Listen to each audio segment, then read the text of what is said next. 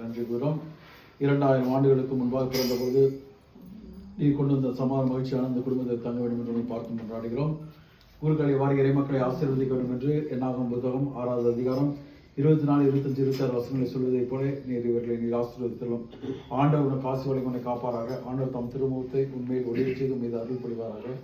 ஆண்டவர் தம் திருமுகத்தை பக்கமாக திருப்பி உனக்கு அமைதி அருள்வாராக. எல்லாம் இறைவன் தந்தை மகன் தூய ஆவியாரின் பெயராலே ஆமென்.